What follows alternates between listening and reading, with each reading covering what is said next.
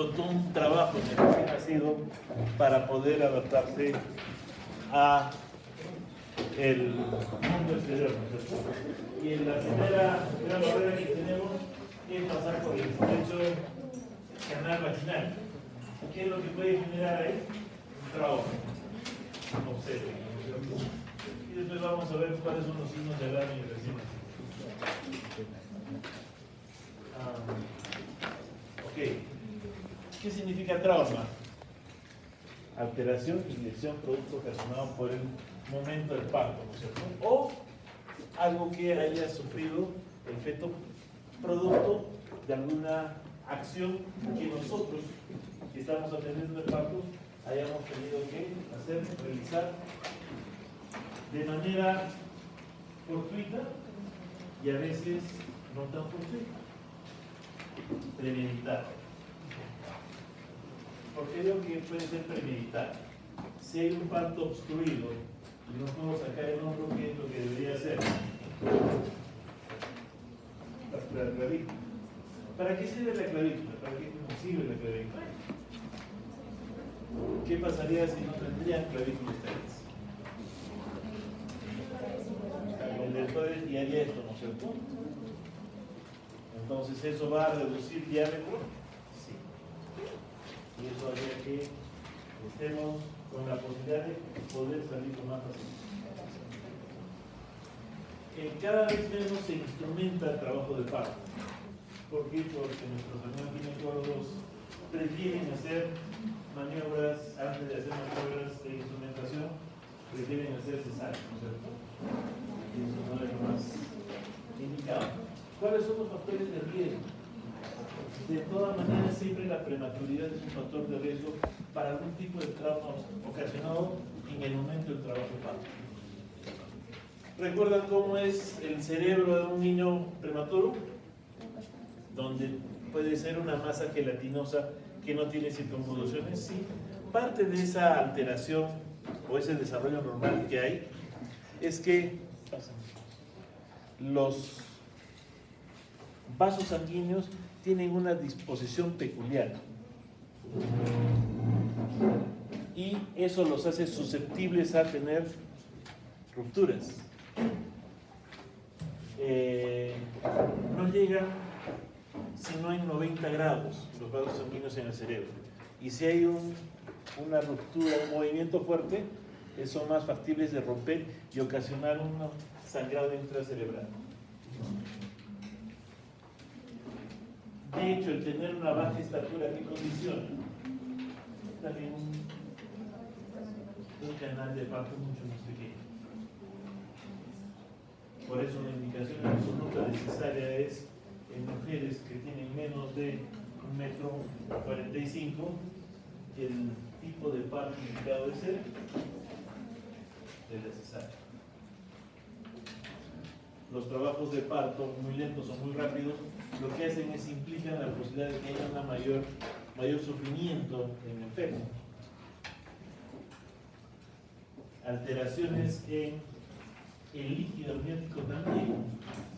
Parte de lo que hace el líquido amniótico es disminuir resistencia. Se hace mucho más fácil el desplazamiento de dos superficies. Actúa como un lubricante. El ser muy grande también. O el tener muchos fetos en. Ahora estamos en una época bastante peculiar. Ya no tanto como hace unos 15 o 20 años, donde por inseminación artificial se le ponía a una mujer que quería tener hijos varios fetos para ver si alguno prendía y de repente prendían todos. Y en la literatura médica hay hasta optimistas. 8 niños en un solo vientre. Entonces imaginen tener 8 hijos de una sola, complicado, ¿no? Ok, entonces esta es la forma esquemática como venimos, ¿no es cierto? Y tenemos una forma de presentación normal. Y miren que es cefálica y en posición fetal. y en determinada posición y postura también. ¿Para qué o por qué tienen esa postura? ¿Y han hecho mecanismos de parto o no? ¿No? Lo que tiene que hacer cuando se encaja, y que este es un bebé encajado, está mirando hacia el dorso de la mamá, porque lo que tiene que hacer es gira, rota, extiende, vuelve a girar, flexiona y recién atraviesa el estrecho. Y es un estrecho rígido, porque es hueso rodeado de músculo. Entonces, si viene una presentación anormal, que es de cara, ¿qué va a pasar con todos los movimientos? ¿Ya vieron partos? ¿Todavía no han visto partos? Distóxicos, ¿sí? ¿Qué tal? En algún momento ustedes tienen que ayudar a mover al niño. Y por la palpación de las suturas ustedes pueden saber qué tipo de presentación tiene. La que temen los ginecólogos y los obstetras es la derecha posterior. Pero no solamente estamos así, sino podemos venir de cara, de frente, de nalgas, transverso. Y todas estas posiciones van a generar problemas al momento de que atraviese el canal de parto. ¿Y eso qué nos va a obligar a hacer a nosotros? Una cesárea, ¿no es cierto? Y si no hubiera posibilidad de hacer una cesárea, maniobra, ¿no es cierto? ¿Qué tipo de maniobras? ¿De maniobras del loco? No. Se llaman versiones. ¿Y cómo pueden hacer que una persona que está dentro del útero, porque es una persona, ¿no es cierto?, pueda cambiar de posición?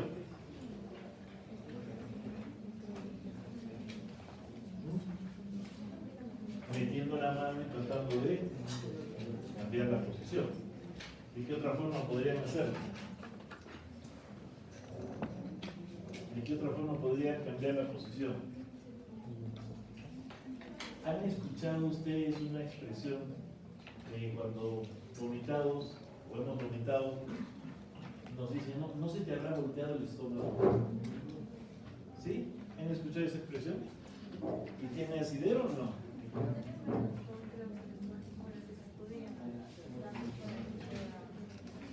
¿Qué te daban? Así es, se llamaba manteo, se llama manteo. Y hay movimientos que son tan bruscos que literalmente hacen que el niño cambie de posición dentro del útero. Y eso será una maniobra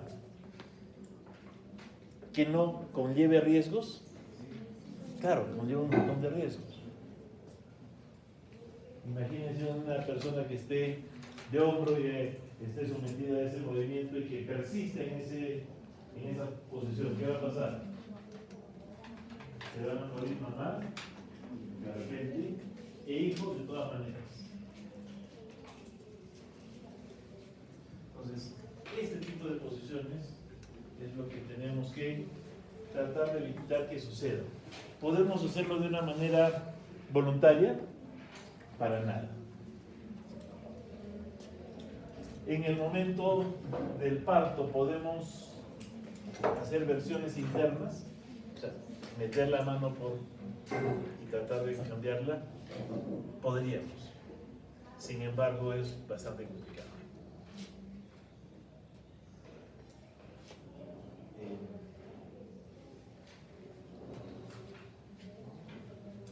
¿Se podría modificar la parte ósea? De hecho, hay algunas cosas que pasan que tienen alguna acción después. En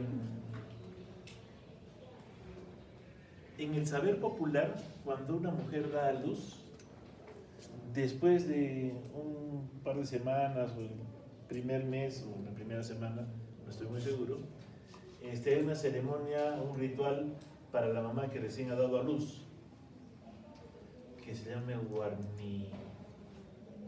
¿Juntar los huesos? El concepto es de que a la mamá le juntan los huesos. Sí.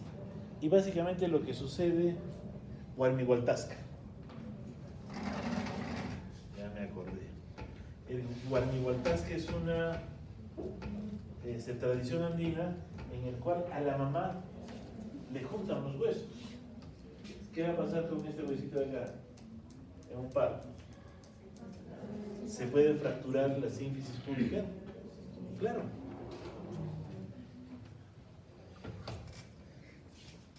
Entonces, ¿puede pasar que haya esta separación de huesos? Existe. Entonces, a la mamá le hacen una frotación y la dejan inmóvil por 2 o 3 días. ¿No es cierto?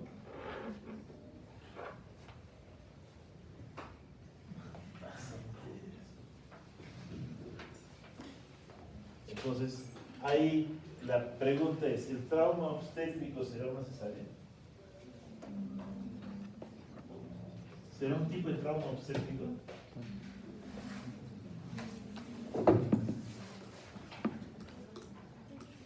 ¿Qué? No sé, les estoy preguntando a ustedes.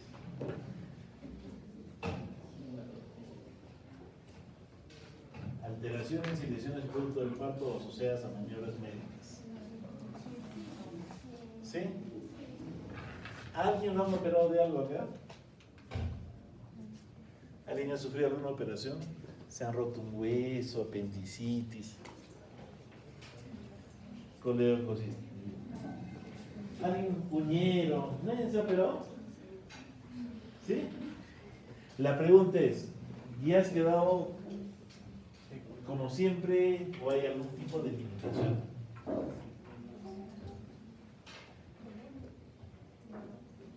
O sea, no te has quedado como siempre, ¿no? Siempre va a generar algún tipo de molestia, malestar o limitación. Por consiguiente, ¿una cesárea es un trauma? Desde mi perspectiva, sí. Desde lo que le estoy presentando como concepto, también. Preguntémosle a los ginecólogos.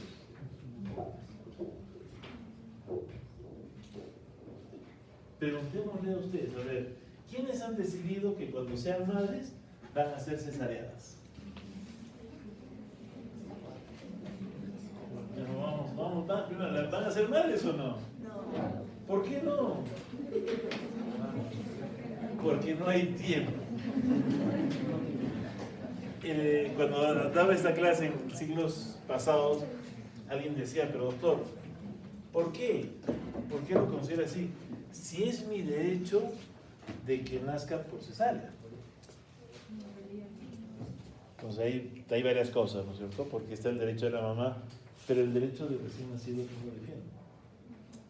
Porque la mejor forma de venir al mundo es por una cesárea.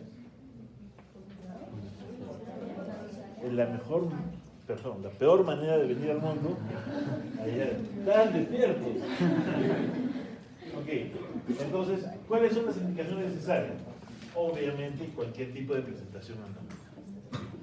Y cualquier otra cosa que genere la posibilidad de que la mamá o el bebé se muera.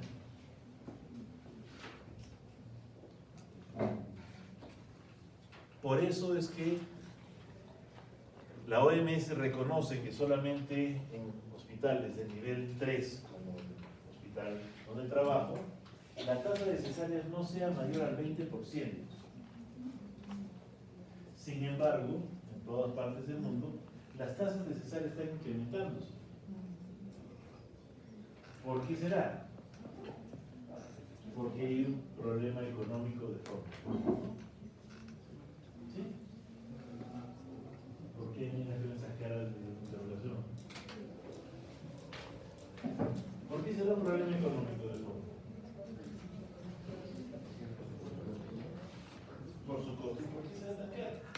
¿Y por qué las personas deciden dar cesárea? ¿Ah? ¿Por? ¿De quién? Ya, pero tú le podrías poner una epidural a una mamá que esté en un trabajo de parto natural. De hecho, se llama parto sin dolor. Pues muy grande, perfecto. ¿Por qué será un problema económico?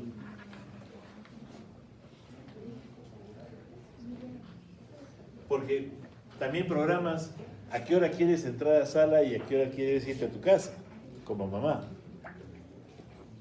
¿O será preferencia del médico? Que como me voy de viaje, me voy a plantear antes que me vaya. También, ¿cierto? Pero es una cadena de valor bastante complicada. ¿Qué tendría que ser más caro? ¿Un parto por cesárea o un parto normal? Un parto normal, dice, estoy en un parto por cesárea. ¿Quién dijo que un parto por cesárea más caro?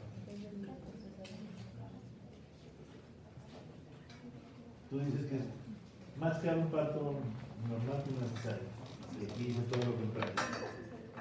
¿Qué tendrías que decirle tú a ella para convencerlo? Y tú a él para convencerlo. ¿Qué es más caro?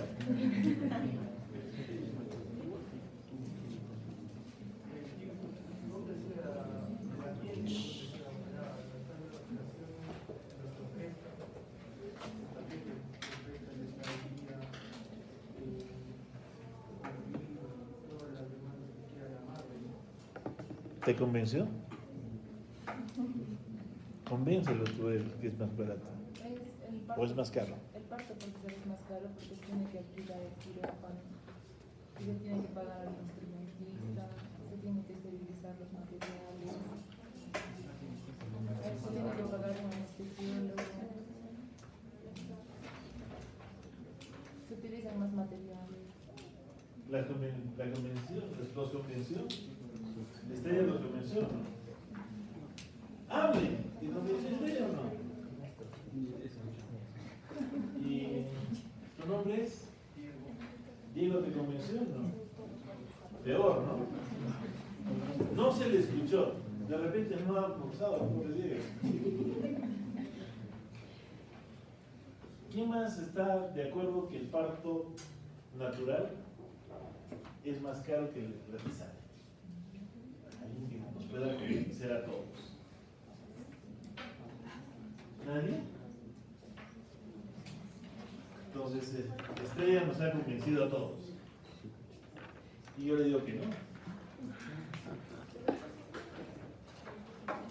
¿Por qué? A ver, como les decía, ¿no? Yo puedo elegir el momento que van a ser mi hijo o mi paciente, ¿no? La cito a la mamá a una hora determinada, ella entra y le digo en qué condiciones va a venir, si no le he comido nada, ¿no? Entra, se le viste, se le lleva a la sala de parto, con todo el instrumental que nos ha comentado, entran varias personas, el anestesiólogo, importante, el cirujano, el ayudante de cirugía, ¿qué más? El instrumentista, ¿quién más? El circulante, ¿no es cierto? ¿Sí? Y dura, por eso, lo primero que dura es el anestesiólogo. Y dura 45 minutos, una hora, ¿no es cierto? Y después se va a su sala de recuperación y después, ¿sí? Cuando es un trabajo de parto, ¿cuánto tiempo dura? Es una primeriza, dependiendo, a ver. De 14 a 16 horas. ¿Y ese tiempo tiene que estar siendo monitorizado por una persona o por un equipo de personas? Por un equipo de personas. Ah, me olvidaba del pediatra que tiene que recibir al niño. ¿No es cierto? Mucha madre. Yo mismo me olvido. ¿Sí? Entonces, en tiempo, porque va a necesitar también, si yo quiero un parto sin dolor, un catéter, que lo va a poner en un anestesiólogo. Y es más, tiene que estar en determinadas condiciones, porque si lo ponen más allá de una dilatación de 4, ya no sirve. Entonces el anestesiólogo tiene que estar más tiempo. Entonces voy a tener que pagarle más que la cesárea. La obstetriz también va a tener que tomarse 14 o 16 horas de su tiempo para examinarla.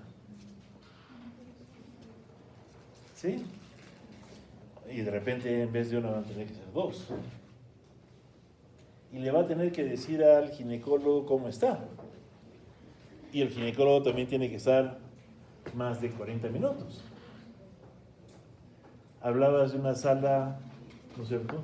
Y la sala de partos no es una sala también más o menos estéril. El instrumental también tiene que estar estéril. El pediatra tiene que estar presente también. Y como no sabemos en qué momento va a estar, va a tener que estar más tiempo. ¿Sí? Vuelvo a replantear la pregunta. ¿Qué es más caro? ¿Un parto cesárea? ¿O qué es más caro? ¿Un parto por cesárea o un parto natural? Un parto natural. Entonces, ¿por qué gastamos tan poco en los partos naturales y tanto en los partos por cesárea?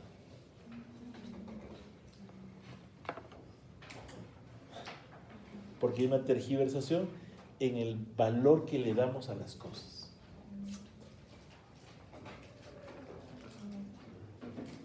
Yo estoy seguro de que sin los partos eutóxicos, y tendríamos esa visión, que si los partos eutóxicos fueran más caros, la gente optaría por un parto natural. Porque es más caro. Porque es más exclusivo. ¿Y qué buscamos la gente, o qué busca la gente en una sociedad consumista como la nuestra?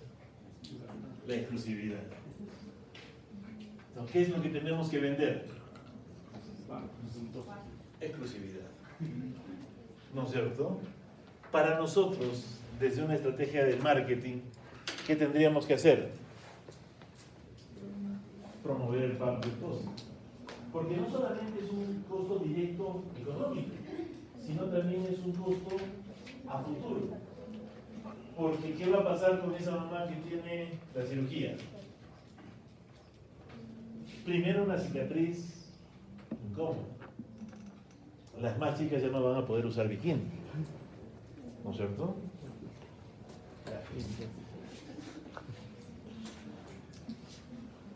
Después va a haber esta limitación. Cuando uno tiene una cirugía, yo tengo una cirugía de tendón de Aquiles y una fractura del hueso ulnar, ya no funciona como siempre. Entonces va a haber esa pequeña limitación. Pero además, el niño ¿cómo va a quedar? ¿O qué potencialidades va a tener? ¿O va a perder? Y eso es un punto importante. Y eso nos va a marcar todavía. Entonces, desde mi perspectiva, yo siempre he luchado para que en los sitios donde trabajo, la idea es que la cesárea sea el último recurso y que el parto eutóxico sea lo que debemos generar. Ok, entonces, ¿qué va a pasar? Sigamos con las lesiones. ¿Y pueden haber lesiones en piel en el recién nacido? La respuesta es sí. ¿Y en qué momento podría ocasionar una lesión en piel en el feto? ¿Al momento de? No, antes, en el feto. ¿Están leyendo o no están leyendo la lámina? Amniocentesis. En una amniocentesis, para sacar líquido amniótico, que le tengo que inyectar a la mamá una aguja. Y tengo que llegar desde la piel del abdomen, pasar útero atravesar amnios y llegar al líquido y tener una muestra. Y si me paso un poquito, ¿qué va a pasar? Una herida. ¿Y puede esa herida tener cicatriz? Sí. Entonces, desde el momento en que yo tengo y someto a una paciente a un procedimiento invasivo donde hay la posibilidad de tener cortes, puede ocasionar lesiones cicatriciales. Nosotros en el Perú recién este año estamos haciendo cirugía fetal. Y la cirugía fetal que se ha hecho en el mundo desde hace como 50 años es la de mielomeningocelia. 50 años, hace 50 años hacen ese tipo de cirugías en el mundo. Entonces, ¿qué va a pasar con ese niño que opero? A las 20 semanas, una cicatriz operatoria. Entonces, ¿puedo generar lesiones en piel? Sí. En el momento en que han entrado cesáreas, sí, ¿no es cierto? Entonces, lo que hacen cuando hacen el corte del útero, cortan con bisturí. Y en algún momento yo he visto a un niño nacido por cesárea que tenía un corte literalmente de acá a acá, media cabeza, de cuero cabelludo. ¿Por qué? Porque se le puede escapar al cirujano y cortar al niño, generar una lesión accidental. Claro que lo queríamos matar, ¿no? Era un residente. Pero además hacemos otras cosas. Ustedes han leído que hay un monitoreo electrónico fetal, ¿no es cierto? Y le ponen un scalp al niño en el cuero cabelludo para determinar pH. ¿Sí? ¿Qué es un scalp? ¿Lo han leído o no? ¿No? Es para monitorización en el niño y es como un parchecito que se lo tienen que poner y eso puede generar una lesión. Pero también le podemos generar una lesión por un vacuum. ¿Saben lo que es un vacuum o no? ¿No? ¿Ya nos lo han enseñado? ¿Qué será? ¿Qué le llama el nombre? ¿Qué piensan que es el nombre? Vacuum, ¿qué significará en latín? ¿Ah? Vacío. ¿Alguna vez ustedes han generado vacío? ¿Sí? ¿En qué momento? Cuando les he hecho succión con la tapita, ¿no es cierto? ¿Qué estará pensando? Eso se llama sublimación. Entonces agarran y le ponen como una campana acá y generan vacío. ¿Y qué va a pasar? Se pega. Y si tracciono, ¿qué va a pasar? La hago crecer, ¿no es cierto? Y si eso lo hago en un feto, voy a generar tracción para que el feto pueda deslizarse a través de un canal de parto. Pero eso puede generar una lesión. ¿Qué es el forceps?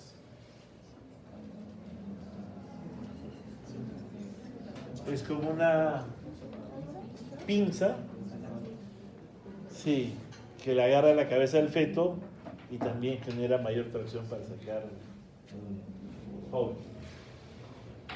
Pero cuando yo genero presión de hueso sobre un tipo de tejido, ¿puedo generar lesiones? ¿Alguna vez han tenido ese tipo de lesiones? ¿Nunca? ¿Nunca han estado apretados en algún sitio y se han chocado con algo más duro y al día siguiente les ha aparecido un moretón? Sí. También puede pasar, con presión por prominencias óseas. Y eso puede generar problemas incluso de equimosis. Pero miren, aquí les presento a los tipos de vacuum y algunos tipos de forceps. ¿Son necesarios? La respuesta es sí, porque van a ayudar a que el niño descienda y podamos nosotros sacar la cabeza. Y eso puede generar daño tanto en la mamá como en el bebé. Y hay diferentes tipos de vacuums, ¿no? Hay uno que es como si fuera una bolsa de pan, pero nada más en la parte externa libre, y jalan como si fuera una bolsa de mercado. Los hay como si fueran uno de esos desatoradores que tenemos en casa, ¿no es cierto? Exactamente igual. Y estos que son dos hojas independientes, que lo que hacen es ven la posición del bebé, perdóname, ¿no? Y ponen una rama, la vagina está como por acá, el brazo está por acá, ponen una rama y la idea es que coja la parte de la oreja y la otra rama acá, encaja y eso la ayuda a descender. Imagínense que la persona, en vez de tener la cabecita totalmente libre, yo pueda calcular dónde están las suturas, tengo un caput y no pueda diferenciar suturas. Voy a agarrarle la cara, pero se puso. Imagínense que la cara esté directamente en la hoja. Va a generar una laceración sin una fractura de axilares. Entonces, muchos médicos, muchos ginecólogos, por eso no la quieren usar, pero salva vidas sí se salva vidas.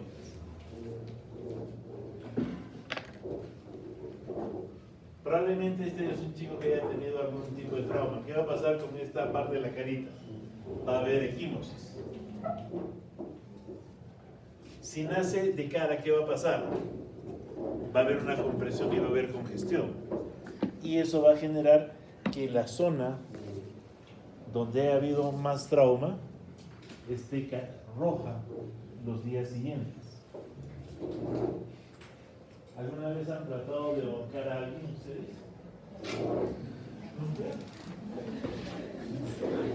¿Los han ahorcado? ¿Nunca? Se ríen. Ok. Cuando hay un fenómeno de ahorcamiento, ¿qué es lo que sucede? Aparte de las marcas que hay en el cuello, ¿no es cierto? Hay congestión y éstasis venoso.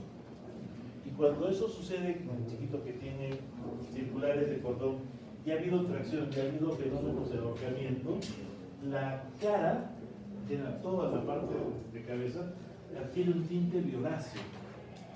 Cuando uno lo ve, dicen, oye, pero parece que está pletórico, y el resto del cuerpo tiene un color diferente. Y eso está ocasionado por el éstasis venoso, ocasionado por la compresión. Y eso se llama máscara equinótica. Pero después hay estas cosas que ustedes ya han visto de Caco, que finalmente es una especie de chichón, o el cefalohematoma, que ya es la expresión de una hemorragia localizada, diferente al hematoma subungual, que genera y va a estar presente en toda la calota y que es mucho más crónica. Pero además pueden haber fracturas de cráneo. Increíblemente lo que pasa, ¿no? Entonces, un edema subcutáneo, un cefalohematoma y una hematoma subgaleal, que puede ser mucho más abundante que el cefalohematoma. ¿Qué va a pasar después? En el capo desaparece rápidamente. En el cefalohematoma va a aparecer un chichón y va a tener diferentes características. Una de ellas es que después, hacia el segundo o tercer día, esta zona es una zona que es muy blandita, como si fuera un globito de agua. Va a tener esa característica. Y va, dependiendo del volumen, demorar incluso hasta meses en desaparecer. Lo mismo pasa con el hematoma subgaleal, nada más que el globito de agua está en toda la cabeza. Y ahí tiene la posibilidad de tener incluso una hipovolemia y un shock. Y tienen un cefalermatoma que parecen cachos, ¿no es cierto? Y pueden desaparecer en mucho tiempo. Algunas veces, cuando es muy grande, como lo que están viendo ustedes, se pueden calcificar, pero no va a generar ningún tipo de problema.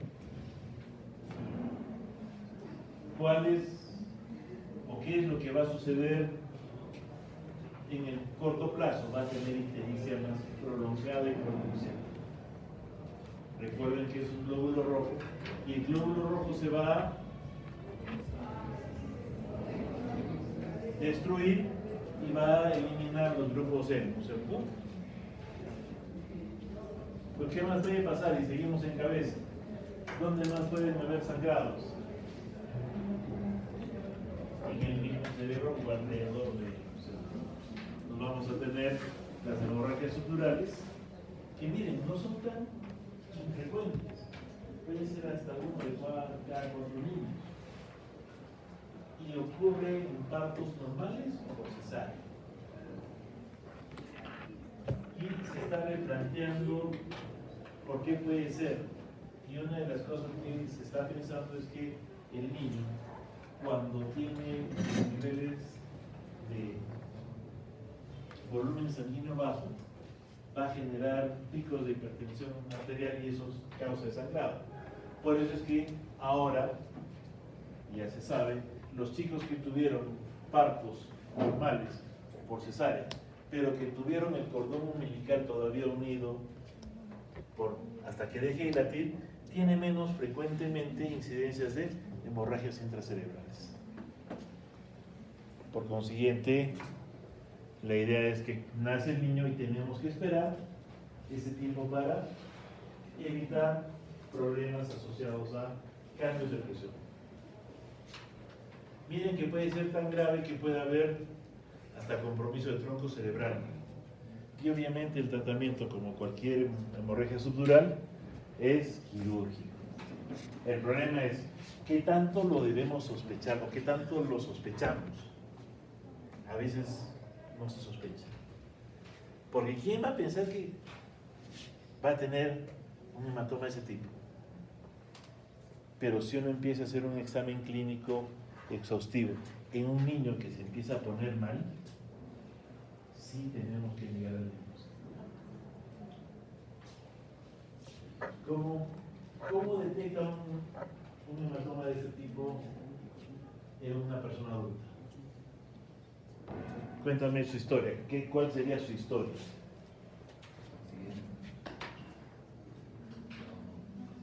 Alguien que se sacó la mugre y que se golpeó la cabeza, ¿no es cierto? Y después de repente se levanta y ¿qué más va a pasar? Podría no desvariar, ¿eh? Al inicio. Podría empezar a ver inmediatamente o podría demorarse un poquito. Podría demorarse un poquito, ¿no es cierto? ¿Qué más va a pasar? ¿Qué más va a pasar? ¿Qué más va a pasar? Signos focales. ¿Ya? ¿Qué tan rápido? Porque recuerden que es una hemorragia que puede desencadenarse muy lentamente hasta que empiece a tener estos signos. Primero, ¿qué va a haber? Cefalea, después vómito, después hipertensión arterial. ¿Cómo se llama eso? Triada de Cushing, ¿no es cierto? Después, ¿qué va a pasar? Anisocoria. ¿Y qué tienen que hacer ahí? Llamar al neurocirujano lo más rápido posible. Me han hecho acordar una historia de que había dos médicos, una pareja de médicos, pero que era uno que era de oro y el otro que era de oro y rezado. Y un día que están ahí, de repente, en una fiesta, ¡pum! Y pum, se cae uno de ellos de cabeza. le duele la cabeza, de repente lo ve, vómitos, hipertensión. ¿En qué sospecha? De hemorragia. Y tiene del lado derecho, entonces, ¿el problema dónde va a estar? En el izquierdo. Y sigue poniéndose mal, no reacciona. ¿Qué harían? ¿Qué hizo él? Le hizo una trepanación y le puso una sonda de alimentación. Le hizo un drenaje. ¿Ustedes lo harían? Estaba hace como 20 años en Chumbivilcas. ¿Lo harían o no? Avesado, ¿no? Despertó al día siguiente y ahí el resto es... Muchos dicen que no tenía nada,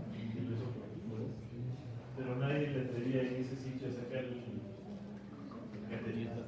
Y lo trajeron a Cusco, que si había neurocirujano, ya. Pero justo cuando lo estaban trasladando, se le sale el catéter.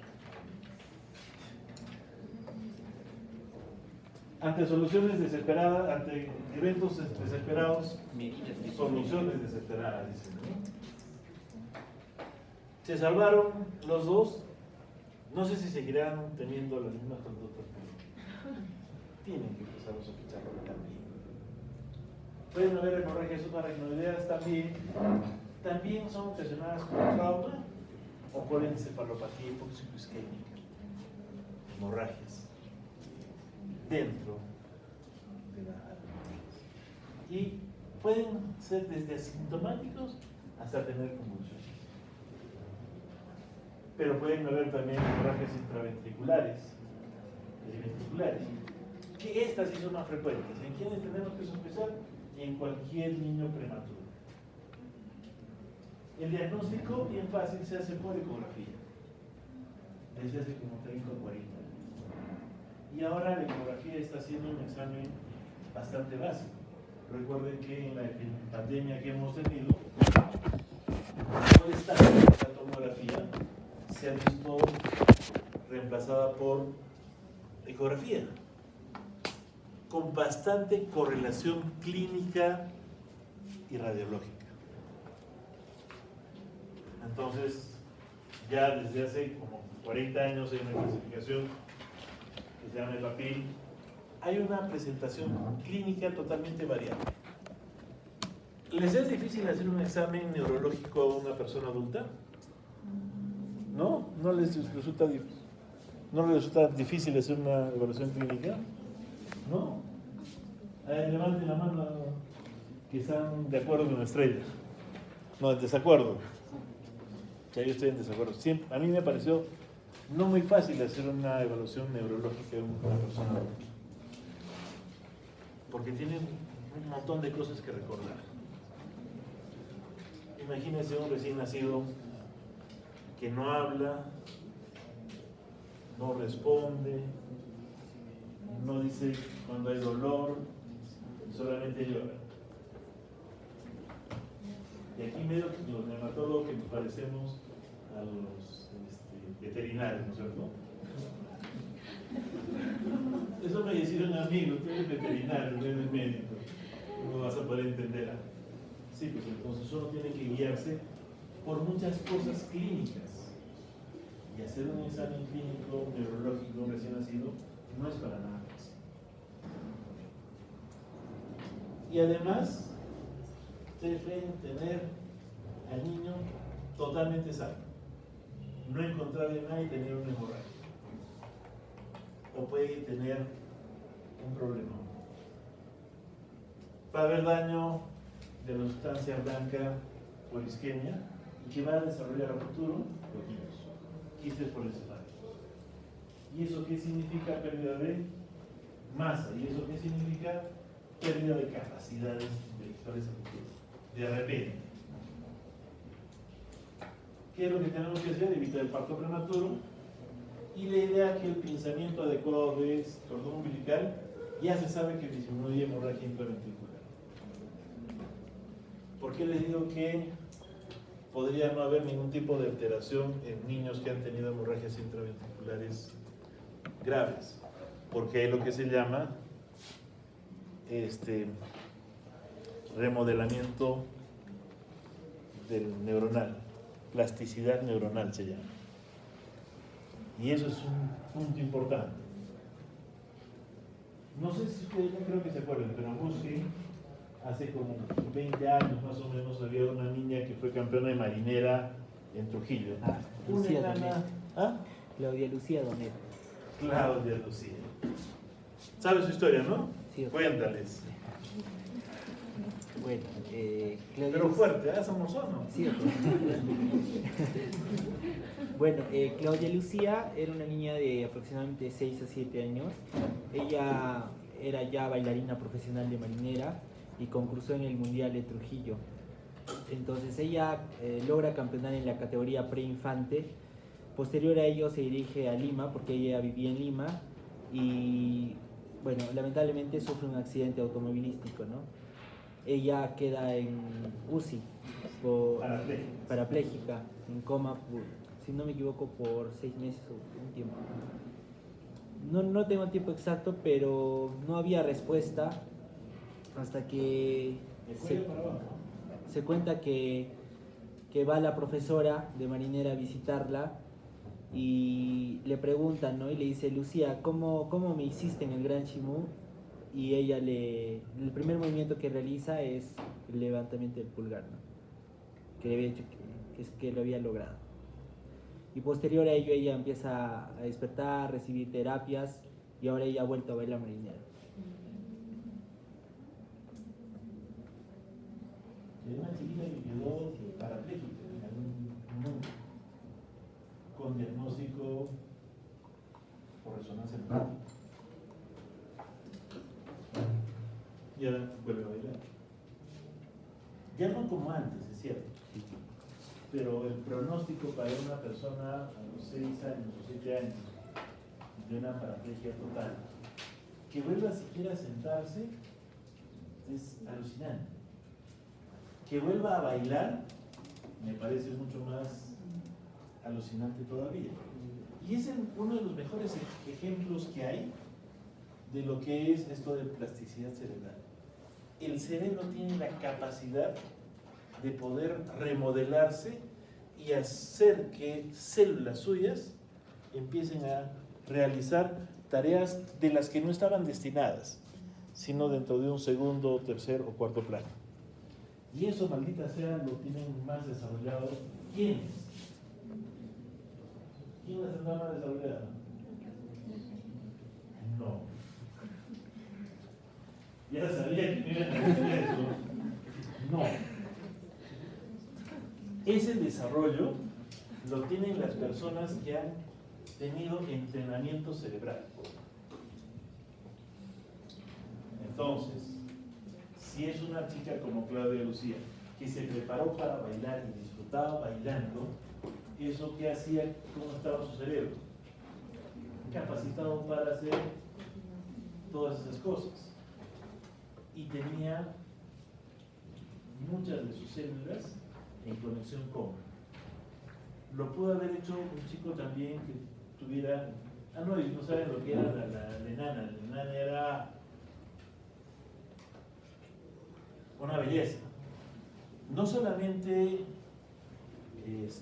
una chiquita bonita, sino que era una chica despierta, activa. Parecía una niña de 12, 13 años y no más, por las respuestas que daba. Si hubiera habido un niño con la misma capacidad que hubiera tenido ella, lo hubiera tenido también que hacer por la plasticidad, porque es una capacidad de remodelación en cerebros entrenados que estén en esa capacidad. Lo que pasa con las chicas es como tienen la cabeza más chiquita, el cerebro más chiquito, lo pueden hacer más rápido, ¿no es cierto? Un chiste totalmente malo. Pero no solo, en este punto no solamente las chicas, que sí tienen mucha más capacidad que los varones. O sea, y eso se demuestra, por ejemplo, en los centros de escucha. Que ellas pueden tener 6 centros de escucha y estar conversando y me entienden, y ustedes, pobres varones, están hablando y no me entienden. Y después cuando les preguntan el examen, se confunden. Entonces, ese es un punto importante y por eso es que tenemos que, primero, tratar de evitar el parto. Porque cuando un niño nace recién, ¿qué capacidades tiene? Aparte de haber estado dentro de la barriga de la mamá. ¿Tendrá algún tipo de capacidad innata desarrollada? ¿No? ¿Ah?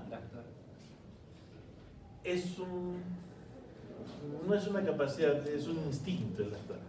Recuerden, al inicio la succión es un instinto. Pero habrá algún tipo de capacidad intrauterinamente. ¿Qué piensan ustedes? ¿Sí? ¿Cómo?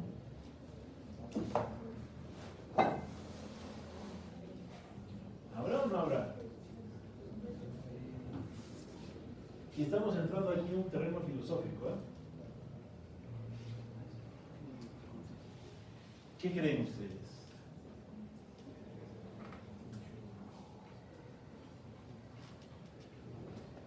¿Habrá o no habrá? Cuerpo presente, mente ausente.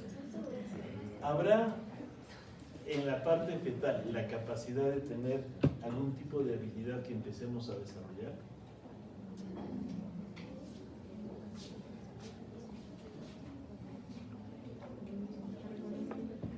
¿Reconocer qué?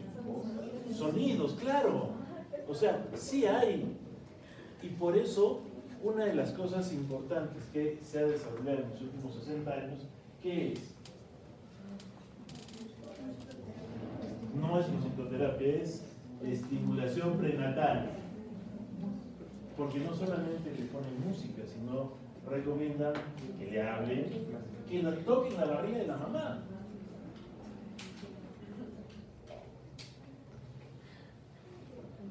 Hay algunas cosas interesantes que están empezando a descubrirse, porque hay la percepción o el conocimiento de que una mamá que ha sufrido está haciendo sufrir a su hijo, ¿no es cierto? ¿Sí? ¿Será cierto o no? Y sí, parece que los hijos de las mamás que han tenido depresiones en la gestación tienen más posibilidades de sufrir problemas de depresión a futuro. Entonces, la percepción, el saber empírico de la sociedad que dice, no hay que hacer que llore la mamá, hay que hacer que no se deprima, sí, y repercusiones. Entonces, de ese tipo de cosas estamos empezando recién a aprender. Algo que la sabiduría popular ya lo sabía, pero estamos empezando a descubrir que sí lo hacen. Entonces, una mamá que tiene y que estimula su feto, ¿qué va a generar en el feto? La capacidad de poder tener una mayor o menor plasticidad neuronal.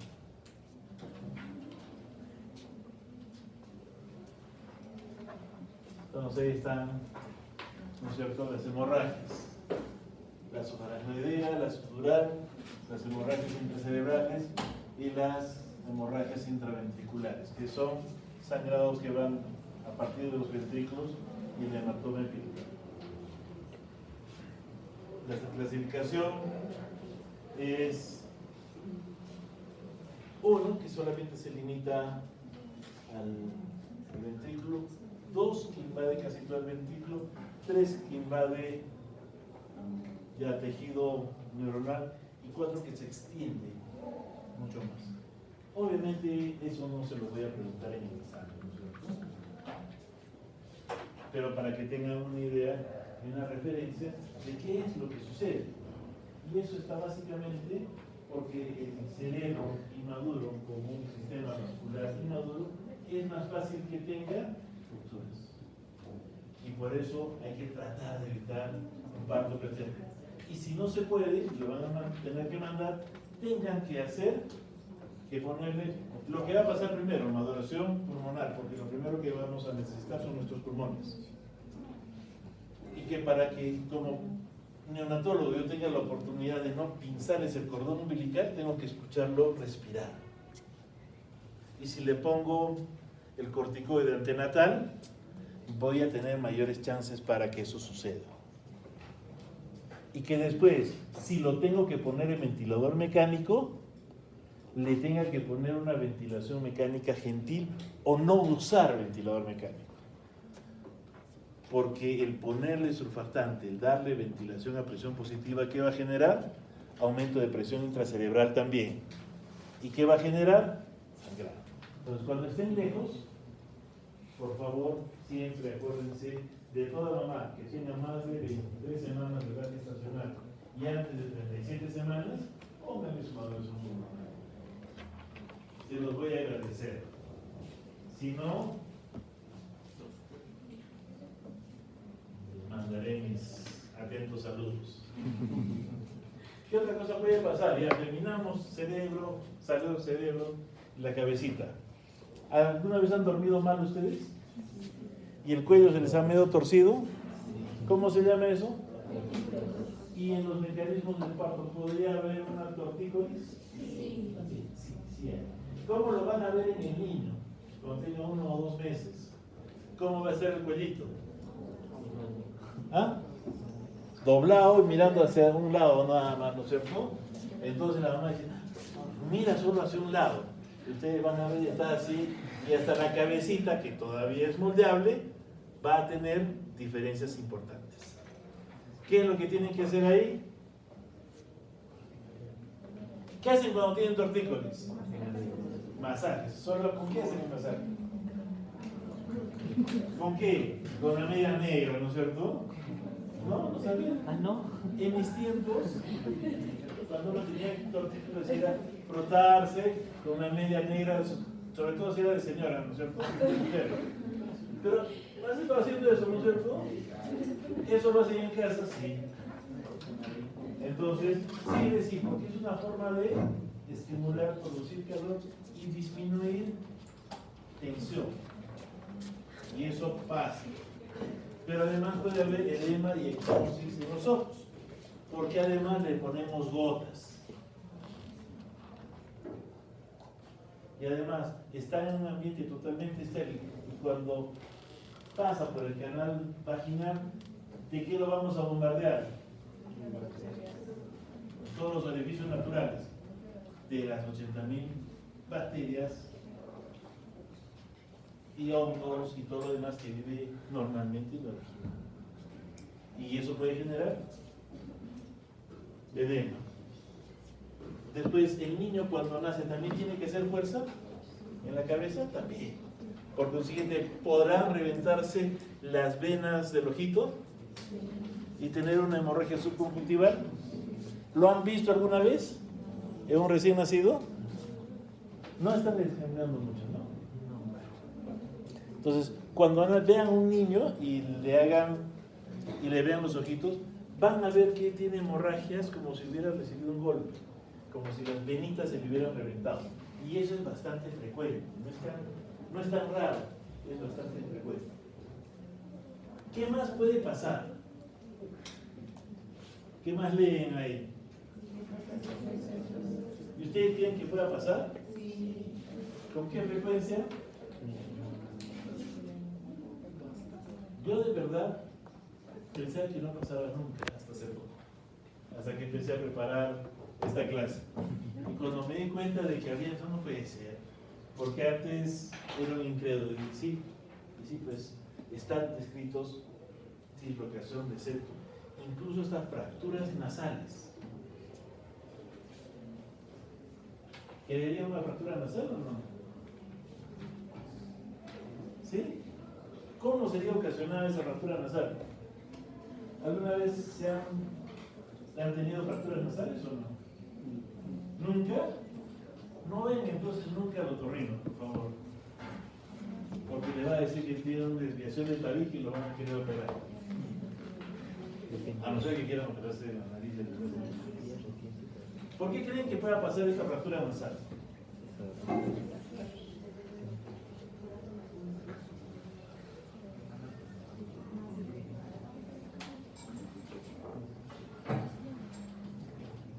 está volteado, ¿qué va a pasar con la pobre naricita? ¿Dónde lo va a golpear? En la síntesis. Y si se golpea muy duro, se fractura. ¿Pasa? Sí. Sí pasa. Según la otorrina del hospital, la doctora Rodríguez, es bastante frecuente para ella encontrar este tipo de cosas. ¿Sabes? Yo realmente no creía mucho en eso. Pero sí pasa. Y hay que empezar a sospechar. ¿Qué más puede pasar? Ya estamos, sale la cabeza. ¿Qué más viene después? Médula. Pueden haber lesiones de médula también. ¿Ya han visto cómo sale un chiquitino? ¿Ya han visto partos autóxicos, hermano? ¿Sí? Es terrible cuando sacan la cabeza, ¿no? Son nasádicas las obstetrizas, porque pueden generar una atracción tanto que ahorita mínimo le hacen una lesión de cervicales.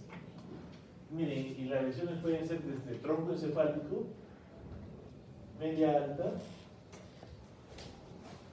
para lo que es todo el paquete de lo que va a hombro, puede ser parciales, pero pueden también haber lesiones de nervio facial. Y estas pueden ser centrales o periféricas. ¿Y cómo lo van a ver ustedes? En el llanto o cuando el niño empieza a hacer algún tipo de movimiento. Y lo que ustedes van a ver es que hay alteraciones oculares y en boca. Entonces, miren cómo está. No es que el chapo los esté guiando, sino que tiene su lesión central o periférica. ¿No es cierto? Porque esto está hacia el otro lado, solamente tiene un ojo caído. ¿Cuál será? Periférico. ¿Qué tienen que hacer cuando hacen y detectan un problema de este tipo? Primero, ¿qué es lo que tienen que hacer? Decírselo a la familia. O sea, lo primero es decirle, señora, su bebé tiene un problema de parálisis cerebral. ¿Qué va a hacer la familia? Va a querer matar o denunciar al médico. Pero ¿qué tenemos que decirles? ¿Serán solucionables o no serán solucionables estos problemas? Sí, van a mejorar. ¿Por qué se producen estas lesiones? ¿Por? No, son partos naturales, ¿no? Necesarios. Por compresión. Y si es por compresión hay inflamación o elongación, ¿no es cierto? Cuando le sacan la cabeza. Si es elongación, también hay una inflamación. ¿Y qué va a pasar con esa inflamación? Va a disminuir, va a ceder y va a haber una reintegración de movilidad y de funcionamiento adecuado. ¿Cuánto tiempo puede pasar? En las parálisis que son más importantes, que son las de mano, esperan hasta 6 semanas, o 3 meses, 6 meses, perdón, antes de decir que va a haber una lesión permanente. Entonces, va a haber también lesiones del nervio frénico, del vago. ¿Y cómo va a unir? ¿Qué va a pasar ahí? Va a haber alteración en la función respiratoria. Porque recuerden que el nervio frénico, ¿qué hace?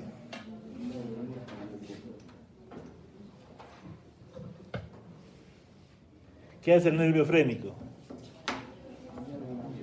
Ayuda la respiración.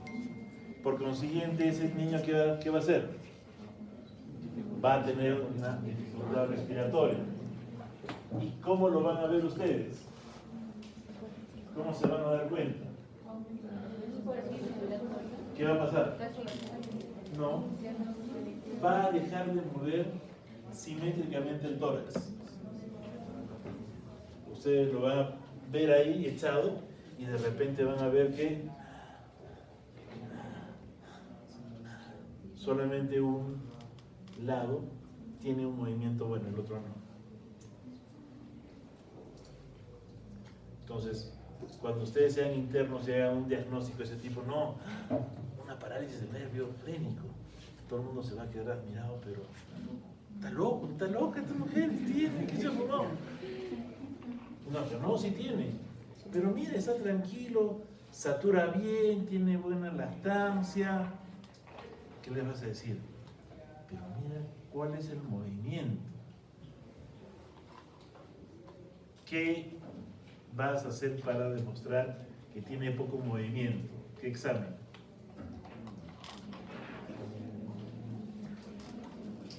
Amplexación, ¿no es cierto? ¿Cómo hacen amplexación en una persona adulta? En las manos y dice que respire y ustedes sienten que hay una simetría. En el recién nacido también van a hacer lo mismo. Obviamente su mano va a ser y va a ocupar todo el tórax, pero evidentemente va a haber una disminución. ¿Qué examen hace que se detecte una parálisis del nervio frénico? Una fluoroscopía, ¿no es cierto? ¿Qué es la fluoroscopía? Ya han hecho rayos X, ¿no es cierto? ¿Qué es la fluoroscopía?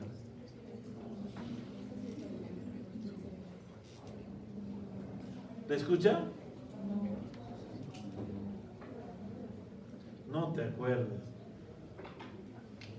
Gemelos fantásticos, ¿qué es la fluoroscopía? ¿Ah? ¿Alguien? Es un examen funcional con rayos X. Toman el rayos X, pero no lo imprimen, sino van viendo en una pantalla qué es lo que está pasando. Entonces la radiación es mucho mayor. Y ahí lo que ven es el diafragma, uno se mueve y el otro está sin movimiento. Modernamente, ¿qué vamos a usar? El ecógrafo. Entonces ahí ustedes hacen diagnóstico. Y cuando sepan que si es verdad, te van a decir, maestra. ¿No es cierto? Pero vean que solamente es examen físico. Examen clínico. ¿Qué otra cosa puede haber? Que también es bastante frecuente. No va a ser en muchos casos, pero se presenta. Parálisis del plexo braquial. Que hay dos.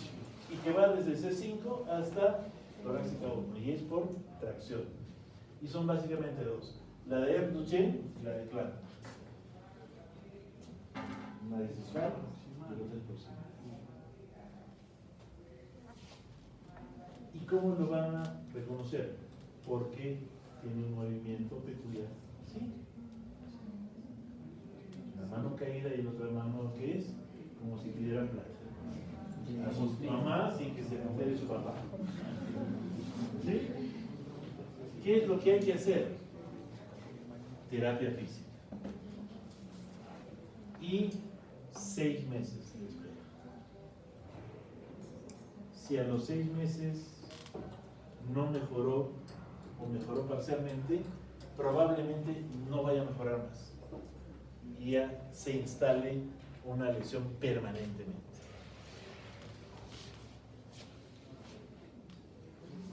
¿No es cierto? Como si estuviera pidiendo plata por lo bajo. Ya. Exactamente igual. Pero también pueden haber fracturas de huesos largos. La más frecuente es la de clavícula. Y obviamente estas de fémur o fémur son poco frecuentes. ¿Que se dan? Sí, sí se dan. Y aquí pueden haber fracturas que se llaman el tallo verde. Esto no es una fractura del tallo verde.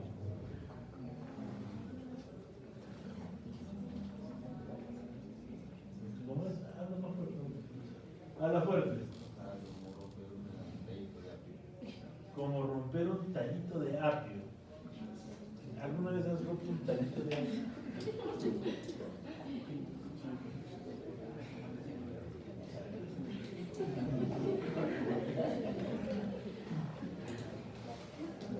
No tenía esa comparación, Pero últimamente estoy empezando a tener comparaciones medias locas, así que no voy a decir nada.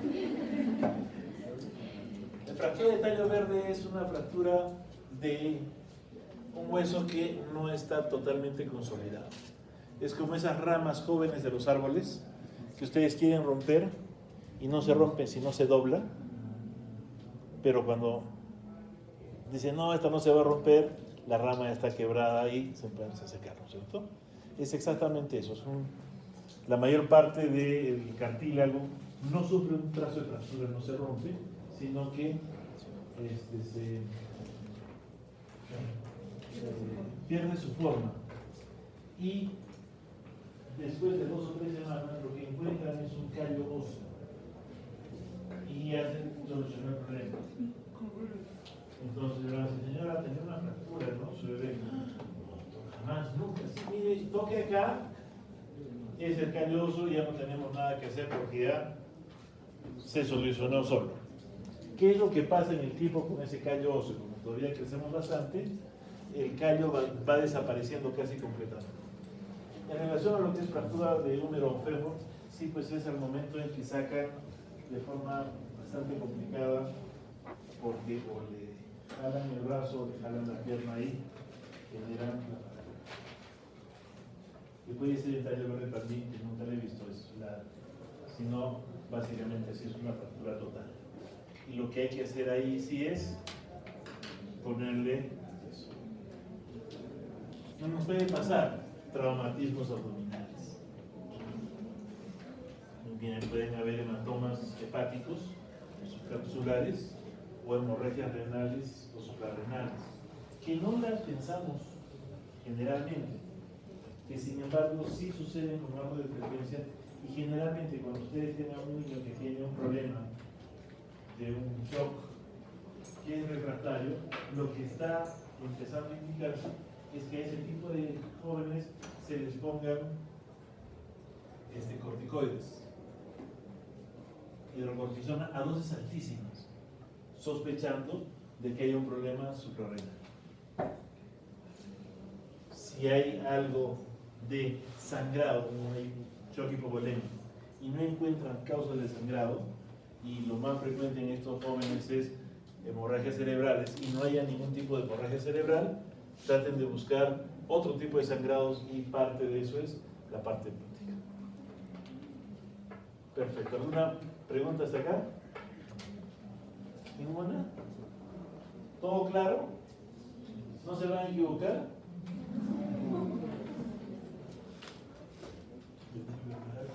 Ya les había comentado, ¿no? Que en el Bajo Urubamba, una obstetriz, cuando me enseñaba la parte de tráquea, lo había confundido con una membrana lineal, ¿no es cierto?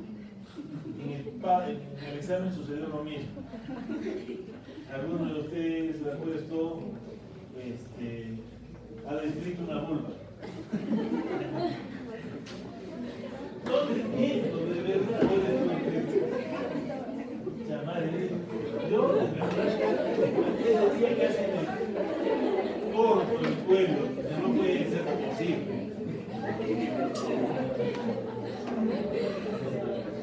Y la excusa ha sido, no se notaba.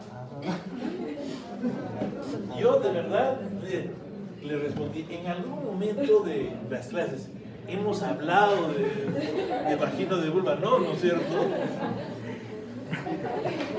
Se exceden ustedes realmente. ¿Preguntas? Pues digamos que el nacer tampoco es una acción que no está exenta de riesgos. Hay riesgos que son bastante complicados, como que la posibilidad de tener algún tipo de problema se anula. Aquí somos más o menos medio centenar de personas. Por lo que me acuerdo, no hay ningún prematuro, ¿no es cierto? ¿Quién? Hay uno o dos. Porque los del fondo sí ya hemos perdido la... ¿Qué cosa estás haciendo?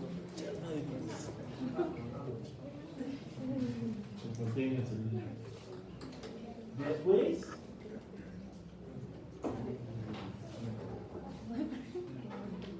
ok, entonces miren, ¿cuántos de ustedes han tenido algún tipo de trauma al momento de nacer? No sabemos porque no nos han contado. Pero dentro, y no está descrito, por ejemplo, es iatrogenias. Ha habido partos en los cuales estaban siendo atendidos por personal de salud y los chiquitos han acabado en el balde. En el balde que ponen abajo, ahí, en ese balde. Sí, y no es raro, ¿ah? Se resbalan y ¡plop! Se caen. O ha habido mamás que estaban en trabajo de parto y en un descuido o han ido al baño porque tenían sensación de entrar al baño y han nacido ahí. Ahí se pasa. No sé, ninguno que se haya pasado.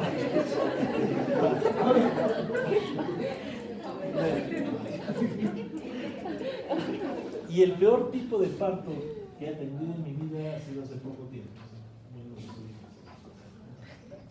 Y hasta ahora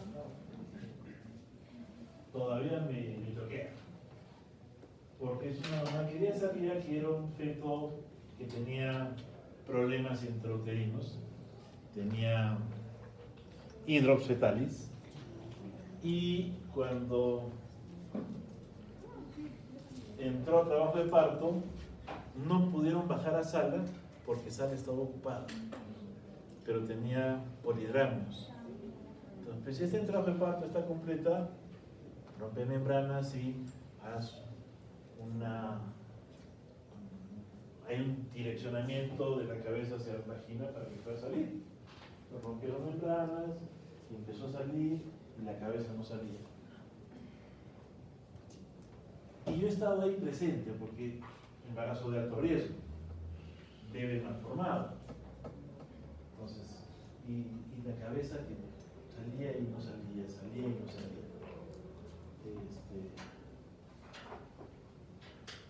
Y en algún momento, ya, a ver, esta semana sí tiene que salir la cabeza, porque sí tiene que salir porque están pasando 20 minutos, sufrimiento fetal.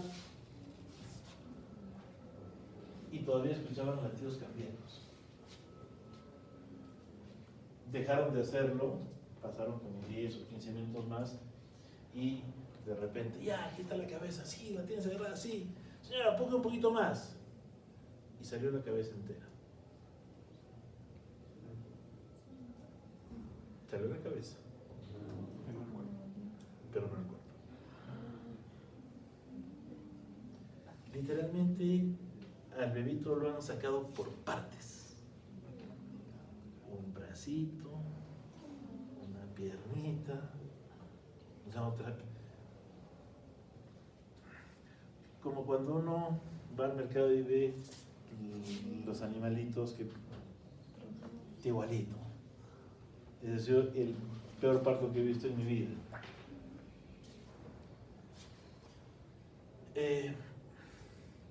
Decírselo a la familia. Felizmente el quien la tuvo que decir fue el ginecólogo. Lo más complicado fue la respuesta. No, sí, doctor, sí, doctor. Mi otro bebito también le pareció, hizo algo igual, algo similar.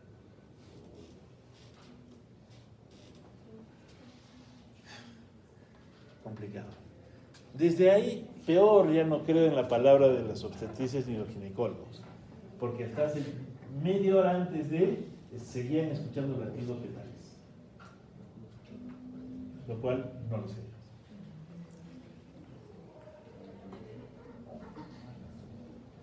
Entonces, ese tipo de iatrogenias, porque son iatrogenias, se presenta. Y si les pasa, no se angustien. Los accidentes suceden, pues aquí no va a pasar.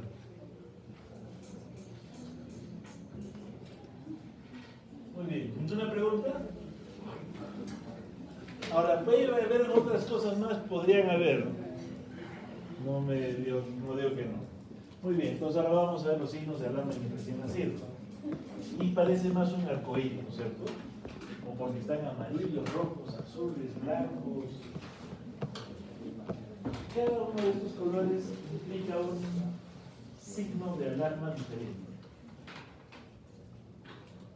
Nada de pequeñín, y estas alteraciones en color se van a presentar desde el momento en el que nace. ¿Y cuáles serían los dos colores a elegir que estarían apareciendo primero? Azul. ¿Y el azul es? Y después, Amarillo. el blanco. ¿Cuál? Hipovolemia amarillo. El amarillo se presenta generalmente hacia el segundo o tercer día. Si se aparece en primer día, ya perdieron, ahí tienen que hacer un examen de transfusión total. Y el otro es el rojo, ¿no es cierto? Porque puede haber policitemia. Entonces, ¿qué es el color amarillo? Ictericia. ¿Qué es? Es una coloración amarillenta que se presenta debido a una pobre trabajo del hígado. Recuerden que cuando nacemos, nada de nuestro sistema, ninguno de nuestros sistemas funciona totalmente bien. El hígado es un órgano que cuando nacemos solamente funciona el 0.1%. A la semana funciona el 1% y al mes funciona solo el 10%. Entonces, ¿qué es lo que sucede con nuestros glóbulos rojos? Que se van destruyendo, que es la mayor parte de estos grupos que se degradan, el 80%, pero se destruyen y cuando llegan al hígado, el hígado no trabaja. ¿Y qué va a pasar? Va a seguir generando este color amarillento. Cuando ocurre muy rápido en el primer día o cuando el nivel es muy alto, este pigmento, si está solo, lo que va a hacer, no que esté solo, si está libre y no conjugado a albúmina, va a atravesar barrera hematoencefálica y va también a generar impregnación en sistema nervioso central, en algunos núcleos, y cuando se pigmentan estos núcleos ya no van a salir. Y eso lo que va a generar es una alteración en la capacidad de funcionamiento de estas células, de estos núcleos, y lo que va a dejar es una enfermedad que se llama kerníticos. En alemán significa coloración amarillenta de estructuras del sistema nervioso central. Y eso ocasiona en el cuadro clínico que la persona esté permanentemente con una hipertonía. Está consciente, su cerebro es absolutamente normal, nada más que ninguna parte de su cuerpo, o muy pocas, responden a lo que les dice el mando principal, el cerebro. Hay una película bien interesante que podrían ver, que se llama Mi pie izquierdo, de hace 20 años creo, muy buena película, que es la historia biográfica de un escritor irlandés que tenía parálisis cerebral y lo único que tenía de control de movimiento en su cuerpo era su pie izquierdo. Y con ese pie izquierdo hacía todas sus actividades de las que conocemos. Se vestía, fumaba, como buen irlandés chupaba como descosido, pintaba, escribía con el pie y escribía a máquina también. Entonces eso es lo que pasa. ¿Cuál es el tratamiento? Tratar de eliminar este pigmento a través del uso de rayos a una determinada longitud de onda que se llama fototerapia, o cambiarle la sangre, que se llama transfusión total. ¿Cuáles son los factores de riesgo? prematuridad, policitemia, extravasación de sangre, incompatibilidad sanguínea la más frecuente, acidosis o hipoglucemia. Y la idea es que no lleguen a eso ninguno de los niños que vayan a tener. Y podemos tener una idea de cuánto de ictericia tiene. Y hay algunas peculiaridades. Siempre la progresión del color es cefalocaudal. ¿Por qué? Nadie sabe. Pero siempre la ictericia aparece y se empieza a ser evidente en la cara y va descendiendo. Y es por eso que hay una clasificación de escalas de color que se llama Kramer. Y lo que divide al cuerpo en varias zonas: cabeza, tórax, abdomen, miembro inferior.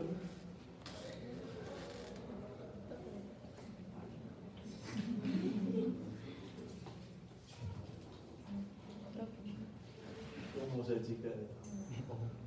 Y dependiendo si es Kramer 1, 2, 3, 4 o 5, hay correlación con la cantidad de ictericia que hay, en miligramos por decir. Y la Academia Americana lo que ha generado también, esta es una tabla que se llama Butani, que es el autor del libro, y que relaciona horas con bilirrubina sérica total. Y los clasifica de bajo, moderado y alto riesgo para hemípteros. Pues un chico que es totalmente sano no va a generar ningún tipo de problema y podemos tolerar niveles muy altos. Pero si un niño está enfermo, está muy acidótico, ha tenido hipoglucemia, lo consideraremos de muy alto riesgo y toleraremos niveles más bajos de bilirrubina para empezar a hacer algo, empezar a generar tratamientos importantes.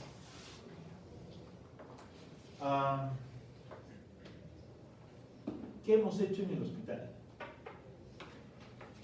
En el hospital, los que tienen, rotan ahí, han visto un equipo de fototerapia azul, ¿no es cierto? Que parece que son tiras de luz LED. Okay. Esa es producción de la UNSAC.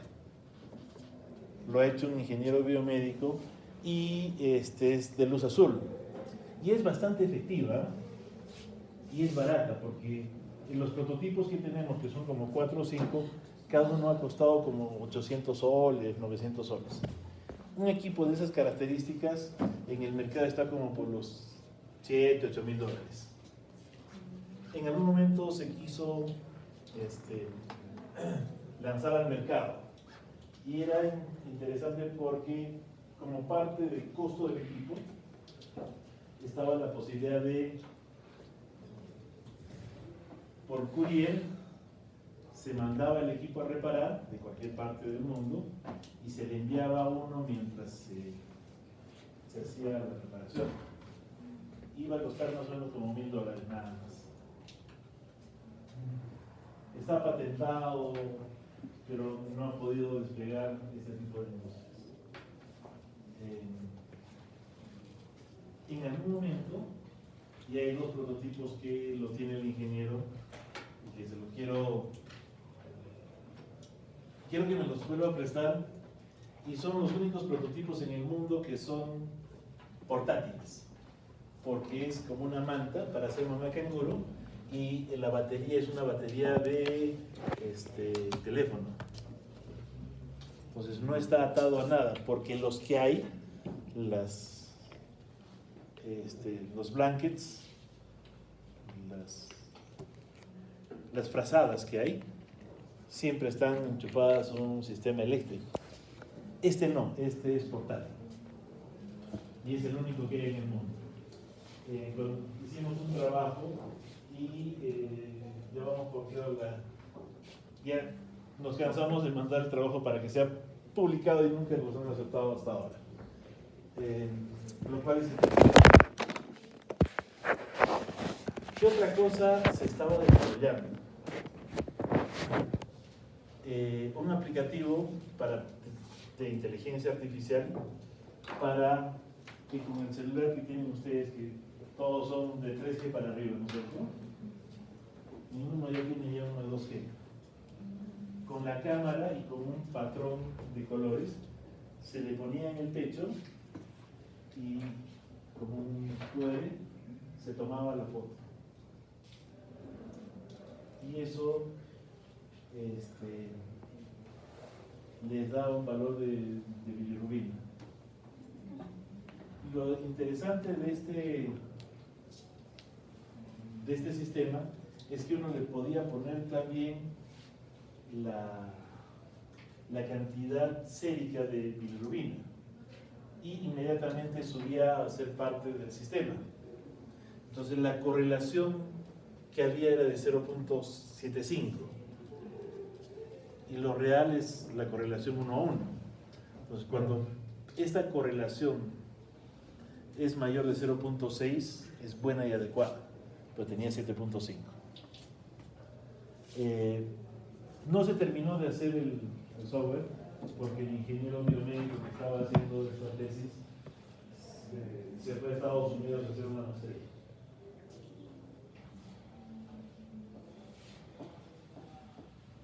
La Universidad de San Antonio Abad tiene solamente 1.000 millones para hacer investigación.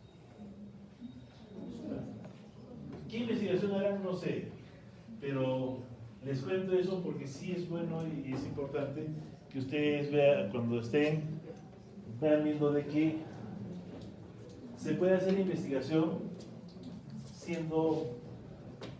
teniendo solamente un poco de visión y querer hacer algunas cosas. Este equipo de fototerapia azul se presentó en un congreso de innovación tecnológica mundial en México, y a eso se como 4 o 5 años. Y cuando le dijeron al ingeniero, porque fue solamente el ingeniero, wow, ¿y cuándo empieza a hacer las pruebas en humanos? Ya estábamos haciendo las pruebas, pero hasta ahora no podemos mandar el paper. Y hasta ahora, hasta donde sé, somos el único sitio donde tiene un aparato de estos y que está ahí, y que no lo estamos usando, y sí deberíamos seguir haciendo investigación, que es una de las cosas que nos falta a nosotros. La parte de innovación tecnológica está. A partir de eso, uno puede empezar a sacar un montón de estudios. Lo que tratamos de hacer nosotros para ese grupo, que era un grupo de prematuros, era ver si era más efectivo tratarlos con nuestra manta que tratarlos con una máquina convencional. No demostramos que sea más útil, pero lo que quedó claro es que no estuvo más tiempo un bebé hospitalizado en ambos. Y nos olvidamos de medir un montón de cosas, porque si la mamá lo tiene en el pecho al bebé, ¿qué va a sentir? Tranquilidad. ¿Qué va a generar? Más leche. ¿Eso qué va a implicar? Que aumente más rápido el peso, que tenga menos problemas respiratorios. Entonces nos olvidamos de medir algunas cosas.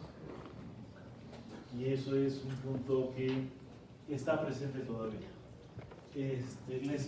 Voy dando ideas, pero no me pidan que los asesore, porque si vamos a estar en problemas.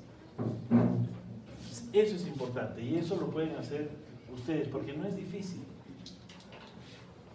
Solamente tener un poco de inventiva y dejar volar su imaginación. Ok, la policitemia, ¿qué va a dar? Una coloración rojiza de piel por un hematocrito venoso superior a 60%. ¿Esto qué va a generar? Un éxtasis venoso por hiperviscosidad. Y no necesariamente una policitemia va a ser más viscosa, porque va a depender de otros factores también. ¿Qué problemas hay? Hay posibilidad de trombosis, microtrombosis. Y si hay un trombo en nuestro sistema vascular, ¿qué va a pasar? Va a obstruir. ¿Y eso qué va a generar? Que haya infartos. Y no me va a importar si tengo un infarto en el intestino, porque son microinfartos, pero si fuera en mi cabeza sí, si fuera en mi pulmón también. Entonces, hay que ir viendo si hay o no policitainment